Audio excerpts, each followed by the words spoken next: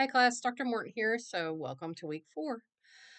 This week we're going to turn our attention to two major players in an American political system outside of just formal government, and that includes interest groups and the media.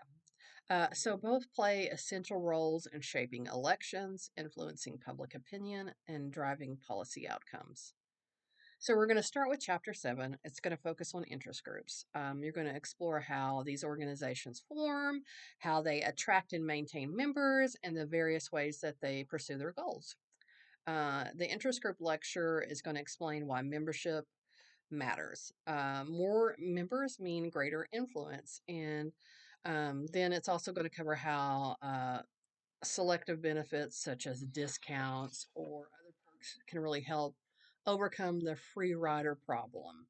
You're also going to see the different strategies interest groups use to exert influence, and that can be from the media to grassroots campaigns to direct involvement in elections. So pay attention to the distinction between the grassroots and the AstroTurf campaigns. True grassroots efforts mobilize everyday citizens to contact their legislators and to build authentic momentum. In contrast, AstroTurf efforts stimulate grassroots support but are often orchestrated from the top down. You'll also learn how interest groups use boycotts, endorsements, and campaign contributions to reward or to punish candidates based on policy positions. Then we're going to have chapter 8, which is the media. The media lecture kind of unpacks how media ownership and journalistic norms affect what we see and what we don't see during campaigns. Because most media in the United States is privately owned, news organizations depend heavily on advertising, which shapes the stories they choose to highlight. And you're going to explore the benefits of private ownership, like freedom from government control, and its drawbacks, including the rise of infotainment and market driven coverage.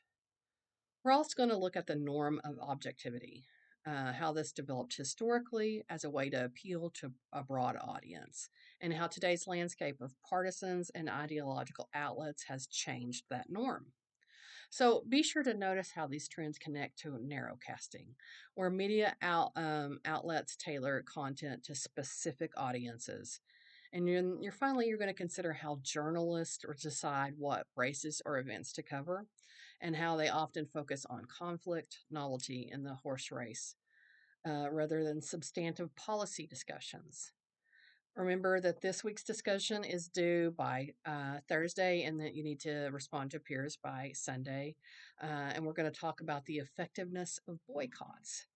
You're going to have two quizzes. Those are both due by Thursday, and they're just to check your knowledge for the week. And that you have two assignments due Sunday, your third campaign report and the news content analysis assignment. So if you have any questions about the content or assignments, remember I'm here to support you, and you can just reach out via the Canvas inbox and I will answer your questions. Thanks. Bye.